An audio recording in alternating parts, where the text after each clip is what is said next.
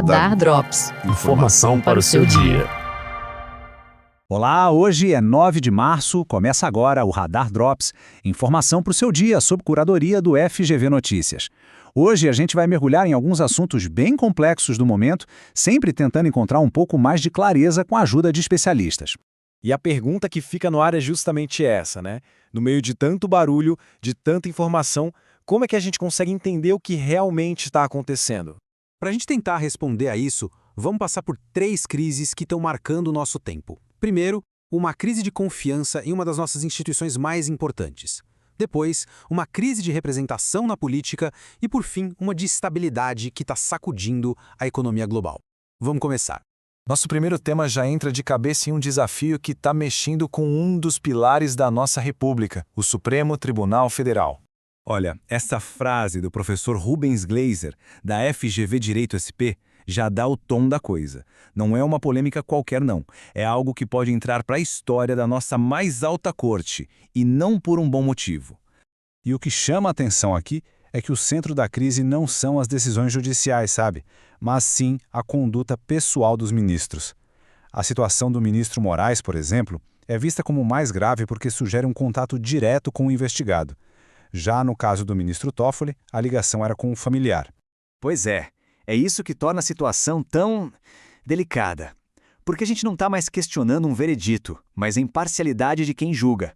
Isso acaba fragilizando a instituição como um todo e cria um clima de desconfiança que vai muito além dos muros do tribunal. E aí, dentro dessa crise, tem mais uma camada. A professora Maíra Fernandes, da FGV Rio, aponta o quão problemático é o vazamento de conversas privadas que acabaram expondo a vida de mulheres que não tinham nada a ver com a investigação.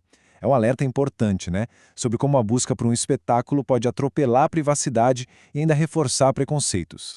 E falando nessa exposição de mulheres, isso puxa um gancho perfeito para o nosso segundo assunto, a crise de representação na política brasileira, que é um problema, assim, profundo e sistêmico. Olha só esse número, 133º. Essa é a posição do Brasil no ranking mundial de representação de mulheres no parlamento. É chocante. A gente está atrás de países como Zimbábue e Arábia Saudita. A grande pergunta é, por quê? Bom, uma parte da resposta pode estar aqui, na ideologia.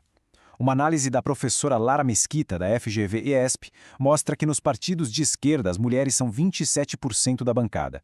Já nos partidos de direita, esse número despenca para 14%. Isso mostra que a cultura de cada partido influencia e muito. Mas a questão é ainda mais profunda. Existem várias barreiras que a gente não vê de cara. As mulheres, por exemplo, recebem recursos com menos autonomia. Doadores, tanto homens quanto mulheres, ainda preferem candidatos homens. E os homens recebem o dinheiro de campanha mais cedo, o que dá uma vantagem estratégica enorme. São desvantagens que tornam a disputa muito desigual. Bom, saindo um pouco do nosso cenário político, vamos agora olhar para fora, para as instabilidades que vêm de outros países, mas que batem forte aqui também. O conflito no Oriente Médio causou um tremor imediato no setor de energia, que é tipo a espinha dorsal da economia do mundo. E a gente sabe como é. Quando a energia balança, todo o resto balança junto, num verdadeiro efeito dominó. E aí a coisa acontece em cascata, né? O preço do petróleo dispara, o frete dos navios fica mais caro por causa das sobretaxas de guerra, e isso bota a pressão na inflação e nos juros no mundo inteiro. Sem falar nas rotas comerciais que ficam sob ameaça. E olha que interessante, uma análise da Lia Valls, do FGV Ibre, mostra como a Europa ficou numa situação vulnerável. Para diminuir a dependência do gás da Rússia, eles passaram a depender mais do transporte por navio, que é justamente o que está sendo mais afetado agora. Uma solução que acabou criando outra fragilidade. E como o Brasil fica no meio disso tudo? Bom, para a gente a situação é a clássica faca de 2 gumes. Por um lado, claro, o risco da alta dos combustíveis pesar no bolso e aumentar a inflação. Mas por outro, como o Brasil é um grande exportador de petróleo, o país pode ganhar com o preço mais alto e a entrada de mais dólares. Então, ao olhar para essas 3 frentes, a confiança nas instituições, a desigualdade na política e a instabilidade na economia global, uma coisa fica bem clara. Para navegar nesse mundo tão complexo, a gente precisa de um olhar mais fundo, um olhar que vá além da manchete do dia.